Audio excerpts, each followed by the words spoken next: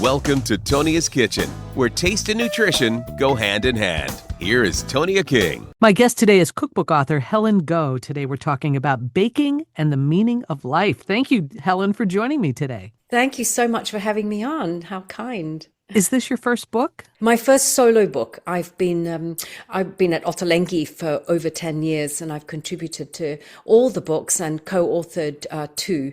One was the baking book called Sweet, and another one that is sort of family food. It was called Comfort, and it came out last year in 2024. Actually, the year before, I need to say now, don't I? We're in 2026.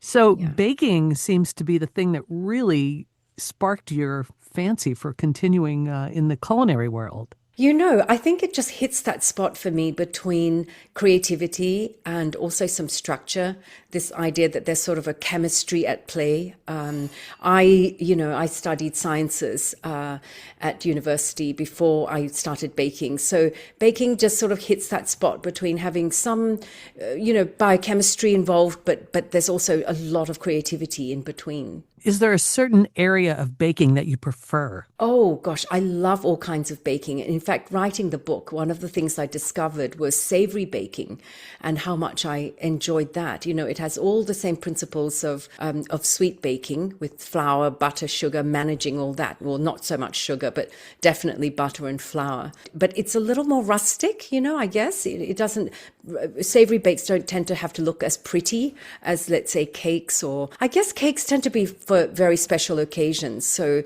the aesthetic is very important. Not always. I think it's sometimes nice just to have a simple loaf cake, or a sheet pan cake. Sure. But if you're doing it to celebrate or to commemorate, often the appearance is as much as, is as important as the taste and the texture. Well, let's talk about a few of your ideas for savory baking. I was noticing the potato, garlic, and rosemary focaccia. I'm assuming that could be one really delicious recipe. Can you tell me more about it or how to make it? Yes, it's actually, I love that recipe. In fact, I tested it on a picnic with all the Ottolenghi people. So I'm very confident it passed the test with Yotam and the chefs when it was we had a picnic, and I thought this was the time to test it. What I love about it is that the garlic is cooked long and slow, and it's mashed into the dough. So inherently that dough has this, it's infused with garlic. It's not acrid, it's not too strong, but it just kind of perfumes the whole thing. And then I put a very thin layer of potatoes on top. And I know it's carb on carb. I mean, who doesn't like a double carb? And it has rosemary and pepper, and it has cheese as well. So, it's bread, but then it's also very tasty on itself. It doesn't need anything else. Is it easy to make? It looks like it might not be easy, and that's because it takes a while to prove. And lately in London, it's been freezing. And when I actually made it last weekend, and it just took a long time to prove. So I would say if you have a kind of broom cupboard or a warmer place, that will come in very handy. So it's easy to make. It seems to take a while if you've got a cold kitchen or a cold house. That's my only caveat. Some people are afraid to deal with focaccia or anything that rises. I think there's a certain unpredictability, as I've just said, is it cold? And, people like to be given defined guidelines, bake for 15 minutes and rest for 10 minutes and then turn out, So I think with yeast baking, that the yeast is dependent on temperature. Sure. So there's a certain unpredictability, which for me actually makes baking more exciting because you have to be attuned to it. And, some people talk about baking as a way of relaxing or de-stressing. And I know that there are many people who find baking other people who find baking stressful. But I think when people talk about it as a de-stressor or as a way to calm, to relax, I think what they mean is that you have to focus on baking. It takes you away from that white noise in your head. It takes you away from worries and, anticipation about things. You just have to kind of bring your attention to it. It's not so challenging, but it requires some focus. And that's the part where you either love it or you hate it. you know? That's so true. You have some very interesting flavor combinations in this book. Can you share a couple with us? Well, actually, I've just now pulled out a cake, which is it's an upside down pineapple cake, and it has a layer of caramel on the bottom. But I've added tamarind because, I mean, being Asian or having been, raised in Asia for some time, this idea of tempering sweetness is a key thing. With Thai cooking and Asian cooking, there's always that sort of push and pull between chili and sweetness and sharpness. Lime counteracting sweetness, and so I've added a good glug of tamarind puree into the caramel, and that just gives it a kind of it's just not a monotone flat sweetness. It just gives it a bit of a lift. And I lay the pineapple on top of the caramel, and the batter I put in fennel seeds and lime zest. Ooh. So there's kind of this push and pull of flavors. So I like the idea of the traditional upside down cake, but I wanted to give it a little more pep. And a little more zing. And growing up in Malaysia, one of the things that I remember eating is sort of pineapple with tamarind and salt. So I thought, well, I could put that into a cake. Interesting. It sounds delicious. And yesterday I've been working with pandan. Do you know what that is? No, tell me. Yes, so they look like blades of grass, but it's called vanilla of the East, and for the reason that it's what Asians flavor their cakes with. Rather than vanilla, they use pandan. So either the pandan is infused, or it's juiced up, or it's blended with coconut cream, for example, and then extracted. So I've made a chiffon cake with pandan extract, from the leaves, which I get from the Asian grocer. I was going to ask you, is it liquid, or is it like, you can get vanilla paste? So would this also come in a paste? Yes, that's a good question, because now you can get the extract. You can get the essence, like you get vanilla essence, or you can get a thicker, more viscous, pourable sort of liquid, and that would be the extract, sort of in the way that you get, a kind of thicker vanilla extract. Yes, but I really prefer the fresh leaves. I love that. For me, it tastes somewhere between vanilla and coconut and freshly mown grass. I don't know if that sounds appealing to you. I don't know, but I'm always interested in trying something new. That's for sure. Yeah. And tea, I really love tea, like green tea, matcha, and another version of green tea is hojicha, which I also like, and chrysanthemum tea. I mean, I grew up drinking that at dim sum, with my family, and just drinking endless cups of chrysanthemum tea. So what I do is I grind the leaves up into a powder, and then I mix it up with sugar, and then I proceed, as I'm making an almond cream, instead of using sugar, I use the chrysanthemum sugar. Interesting. I know the chrysanthemum tea is also very healthy for you. Oh, well, I didn't know that actually, but I do drink it a lot. So that's good to know. Counteracts all the sugar I'm eating. Yes, there you go. Yeah, your book is just filled with such different and interesting recipes that really invite you to want to explore these flavor combinations. Thank you for saying that. For me, it really was a kind of slice of my life, which is to say that sometimes I like a project bake, but oftentimes I also like something quick I can put on the table. So one of the things, I have a Dutch baby there, which is a kind of like a giant popover. And my children love having sleepovers with their friends. And I used to struggle with this idea of, making pancakes one after another quickly enough so that they're not fighting over over them. And the Dutch baby, it's just this very quick batter that can be made ahead and just kept in the fridge for 2 days. And then you pour it into a hot pan, and it just puffs up into this glorious bowl in the oven, and you fill it with either strawberries, and sometimes I like to do a savory one for brunch, and I put mortadella and cheese and rocket. Ooh. And it's and that's it's not quiche. It's actually, for me, it's tastier, and not quite as rich. So what are the ingredients in the batter that that you're making? Oh my gosh, you wouldn't believe it's literally just eggs, milk. For the savory one, I put in a bit of Parmesan cheese just to flavor Oh, it. yeah. And the sweet one, I put in maybe a bit of vanilla. But I keep it very light. There's barely any sugar in it. In fact, there's no sugar at all in the savory version, and just 1 tablespoon in the sweet version. So you want to pair it with things like either jam. My children love Nutella or chocolate sauce. I like it best with berries and yogurt.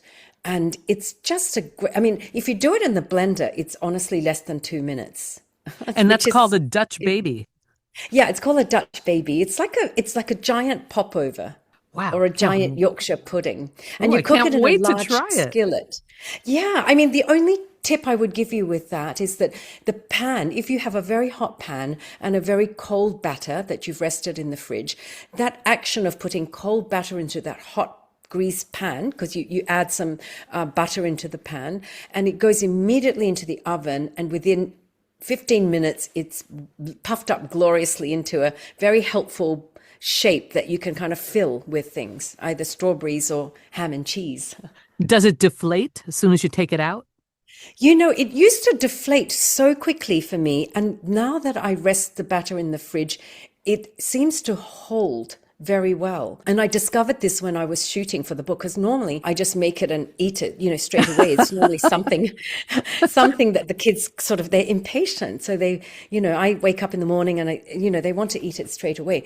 But when I was shooting the photos for the book, there was a lot to do. I had 100 recipes to get through in, 10 days. So to kind of be expedient and to save time, I made batches of it in the fridge and left it in the fridge. And what I discovered was that the batter somehow held its shape so much longer. So unfortunately, I do say that that's an option in the book, but because I found this out, quite well when the book had gone to print, I couldn't change that. But what I do know is that it does hold very well. Yes. And it works, and it's delicious. It really is delicious. It's one of my go-tos, I would say. That's great to know. It's perfect for a weekend, right? Weekend brunch. Yes. And then there are things what may seem like a simple thing, like a perfect vanilla cupcake, but I think that took me 10 years, Really? in the making of this. Well, because you know how it is, Tonya, the simplest things sometimes to get it right. There's nowhere to hide. You can't, slather it with buttercream and it has to be just this sort of perfect bite. It's not like you can, spoon over cream or, so that took a while to get it right. And for me, it's the equivalent of a little black dress in your wardrobe, a perfect vanilla cupcake. So I call it a PVC, not an LBD, but a PVC. That's so cute. That is great. We are talking with Helen Goh. Her brand new book is Baking and the Meaning of Life. So let's dig into another one or two of these recipes because they're so different and just really inviting. So share another one with me. Yeah. So my husband, who is, I live to eat. He eats to live, right? So for me, when he really likes something, I try to find ways of, any permutation and combination of it. So he happens to love puttanesca pasta. He loves the idea of, intense flavors like the olives and anchovies and capers and tomato. So I was thinking, what could I do with that? And I've made a savory galette, like a kind of open-faced pie. Sure. With the cream cheese pastry that my friend Rose Levy-Barenbaum taught me. It's just the most beautiful pastry to work with. And I've added some wholemeal flour into it. And it has all the flavors that my husband loves, which is those tomato and anchovies and olives. And that's another great brunch dish. But I also love fresh fruit. For me, fresh fruit is where I start when I'm thinking of a cake. This one particular cake that I have, it's layers of sponge that has a meringue on top, which sounds really fussy, but actually the raw meringue goes onto the raw batter. So it's cooked together. Oh, interesting. Yes. And then you have a layer of mascarpone cream. And I've put, in the book, kiwi fruit and passion fruit, because I also love the idea of sharp, flavored fruits contrasting with sweet meringue and sweet sponge. Oh, yes. and then that cream just kind of sort of brings the whole the whole thing together. But I know that in the summer, berries are just amazing with that cake. It's strawberries and cream, but then you've also got meringue and sponge. I really love that one too. Oh, it sounds light and definitely delicious. Yes, I've seen lots of people make it on Instagram, and I'm always delighted to see, when people tag me and they've made something, because all of a sudden, it's gone from sort of my idea of it, my testing in the book, to in someone else's kitchen with their own history, their context of, who did they serve it for? Why did they make it? What was the occasion? Suddenly it's brought to life another element for me, rather than just this sort of recipe in my book. It's now lives in somebody else's kitchen and in somebody else's repertoire. And yeah, it's wonderful because they get to embellish it the way they would like if there's something else that they want to do. Yes, I love that. And sometimes, when I see what they've done, I even learn from it, which is great because sometimes it gives me ideas as well. Now, what is that cake called?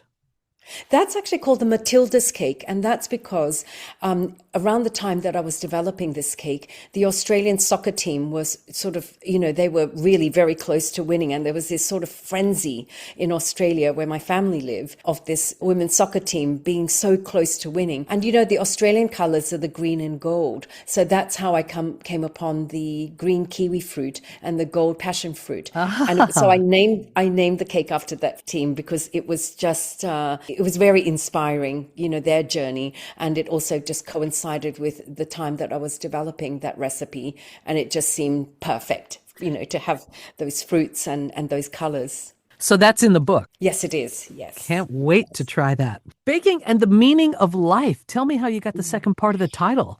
Yes, I know it sounds very grandiose, but when I was studying psychology, one of my favorite textbooks, in fact, it wasn't a text, it was actually a novel, and it was by Irvin Yalom, who is a New York psychoanalyst, and he writes novels based on his experiences with his patients. And I was very struck by this idea. Well, my take on it was that he was trying to illuminate how all these ordinary moments in a patient's life, when you stitch them together, makes for an extraordinary life.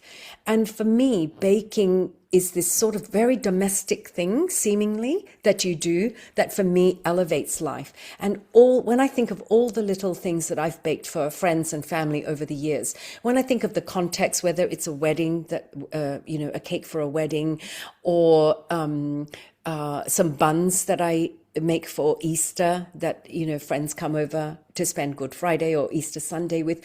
All of those moments for me add up to this rich, textured life. And so I wanted to draw something from Irvin Yalom's book. His book was actually called Mama and the Meaning of Life, not baking. So I've kind of, borrowed from that to call it Baking and the Meaning of Life, to illuminate this idea that these ordinary moments added together with cake, because we always celebrate with food. Well, we often celebrate with food, but I think we mark those really important moments with cake. I think we commemorate, and February 5th, and in Finland, they commemorate their national poet, whose name is Runeberg, and they have what's called Runeberg cakes. And it's a cake that's cooked in a tall cylinder, and it has a bit of piping around it, and a white piping, and then raspberry jam. And I just love the idea that, yes, in fact, I posted on Instagram, and a couple of Finns commented and said, so great that you know about our poet. And in fact, I didn't. I know about the cake, So it's, for me, everything starts at cake for me. It's my entry point to understanding the world. And so much of what we understand about traditions and rituals, whether it's Thanksgiving with pecan pie. In fact, I have a pecan pie in the book, but it has some dried figs in there too, because in addition to the nutty pecans, I wanted a little chew from little texture from the figs. And it's just to kind of lift the texture a bit. But I think we mark so many moments in the year with cake, whether it's, hot cross bun at Easter, or a Thanksgiving pie, or, Chinese New Year's coming up, and there are peanut cookies in the book. That's very peanuts are synonymous with sort of prosperity and laughter in Asia. So I think we mark those moments with these rituals that involve baking, and in a way we have this private moment when we cook, but then we also have this communal moment when, around the world at Christmas time, so many people are making mince pies or Christmas cakes, and it's this sort of, it's a shared and communal tradition. I think it kind of anchors us into not just the year, because we mark the year with these celebrations, but we also locate ourselves within the community. So right now, in Asia, people are thinking about baking for Chinese New Year, like you do cookie boxes, for Christmas. It's that tradition that you're doing it for your neighbor or your friends, but actually there are thousands of other people doing it too. So it kind of connects you to this community, a wider community. Oh, absolutely. There is nothing better than a cake on the counter. Right. It doesn't even have to be something. Yeah. I don't even need a reason, It's just wonderful to have a cake on the counter and enjoy a cup of tea with a piece of cake. Exactly. It's just kind of an invitation to sit down, Yes. to pause. It's a little pause in the day. For that reason, I think baking for me is so powerful, because it involves the personal when you're, just focused on baking, and then it's interpersonal and social, because usually we bake cake to share. I mean, very rarely do we bake it just for ourselves, right? Right. And then it's also cultural, because it helps us to mark these traditions so well. I mean, instantly when I see a mince pie, I think Christmas. When I see a pecan pie or a pumpkin cheesecake, or pumpkin pie, I think Thanksgiving. So it's just such an immediate kind of evocation of what's going on in the world at that time, or what the season is even. Absolutely. We're talking with cookbook author Helen Goh, and her brand new book is called Baking and the Meaning of Life. Helen, how do we find you on social media? I am Helen_Goh, which is Goh, Helen Goh_bakes. Simple and easy. I really appreciate you giving me some of your time today and talking about Tonya, such interesting recipes. I can't wait to try some of these. Oh, what a delight to speak with you. Thank you so much for having me on your show. Thanks for tuning in. We hope you'll subscribe to this podcast as we continue to take you around the world of food and wine on Tonia's Kitchen.